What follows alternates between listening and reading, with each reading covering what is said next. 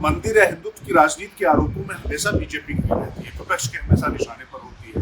लेकिन अगर ये देखा जाए तो अक्सर बीजेपी को मुद्दे अगर कोई देता है तो वो कांग्रेस या विपक्षी दे देता है। कर्नाटक की सरकार का यह फैसला लीजिए, सिद्धारमैया साहब ने एक ऐसा मुद्दा बैठे बिठाए बीजेपी की गोद में उस समय डाल दिया है जब लोकसभा चुनाव की तैयारियां बिल्कुल शुरू हो चुकी हैं।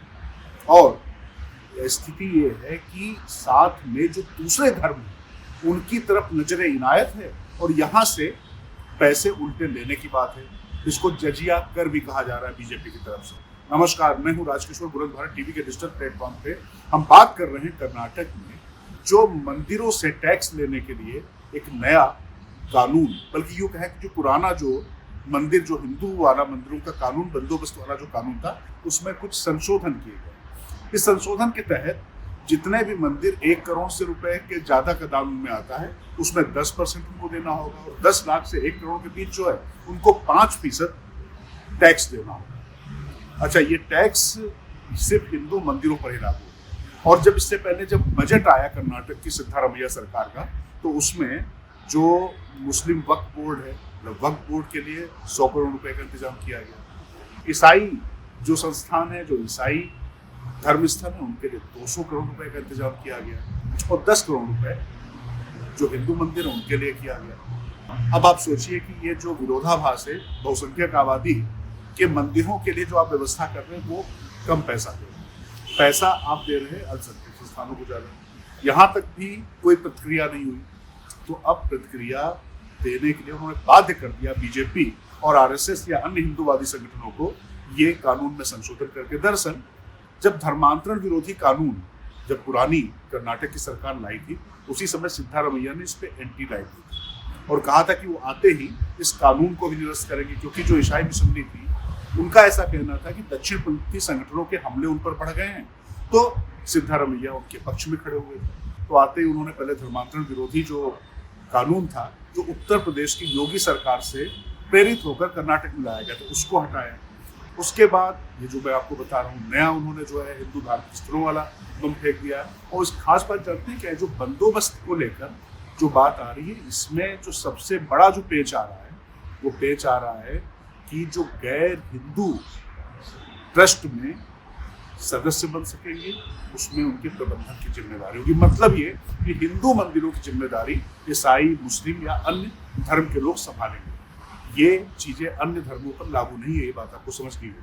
अब ऐसी स्थिति में भारतीय जनता पार्टी को मुद्दा स्वाभाविक रूप से मिल गया और ये बार बार पूछा जा रहा है कि आखिर हिंदुओं ने गुनाह क्या किया। और ये सवाल तब ज्यादा मौजूद हो जाता है कि जब पूरे देश में राम मंदिर की प्राण प्रतिष्ठा, उसमें रामलला की जब हो चुकी है अयोध्या में, उसके बाद पूरे देश से, चाहे उत्तर हो, दक्षिण हो, पूरब हो, पश्चिम हो, किसी भी वर्ग से हो, किसी भी समाज से हो, सब अयोध्या की ओर कूच कर रहे हैं।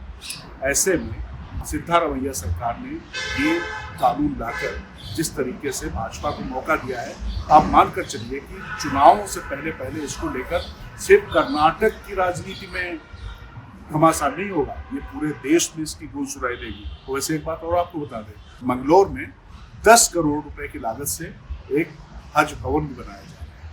तो मतलब पैसा जो टैक्स का होगा वो हिंदू मंदिरों से जाएगा और वो पैसा कहीं भी लग सकता है। और हिंदू मंदिरों की जो व्यवस्था है, जो बंदोबस्त है, उसमें गैर धर्म के लोग दिए जाएंगे। वैसे तो अगर ये व्यवस्था देखी जाए, अगर संविधान के हिसाब से वो करते तो कोई बात नहीं होती, लेकिन यहाँ पर बराबरी नहीं है। मैंने आपको बजट के बारे में बता दिया कि बजट कैसे हिंदू मुसलमान और ईसाई इनको लेकर किस तरीके का विभेद किया है। तो अब जब एक विभेद की सियासत आपने शुरू की है, तो बीजेपी इसको कैसे नहीं उठाएगी, जिसका पूरा प्लान की हिंदुत्व और मंदिर रहा है। तो आप देख कर चलिए, मानकर चलिए, देखना होगा कि आने वाले समय में इसको लेकर किस तरीके की सियासत सरगर्म होती है। कर्नाटक से लेकर पूरे देश में ये मुद्दा किस तरीके से तूल पकड़ता है। और आप मानकर चलिए कि लगातार दक्षिण भारत से उत्तर भारत की तरफ कांग्रेस के लिए ऐसे संकेत दिए जा रहे हैं जैसे, क्योंकि कांग्रेस को जो थोड़ी बहुत सफलता मिली है वो तेलंगाना में मिली है, कुछ कर्नाटक में मिली है, तो लगातार वहाँ के नेताओं के बयान, खासतौर से हिंदी भाषी क्षेत्रों को लेकर, उत्तर भारत के क्षेत्रों को लेकर, और राहुल गांधी रही सही कसर पूरी कर ही रहे। तो राहुल गांधी जिस तरीके के बयान दे रहे हैं, उसके बीच में ये जो फैसला आ रहा है, अब इसमें बीजेपी ने कुछ किया तो है नहीं, लेकिन बीजेपी को अगर आपने मौका दिया है, फुल टॉस बॉल दी है, तो बॉस इस पर तो सिक्सर पड़ना तय। नमस्कार।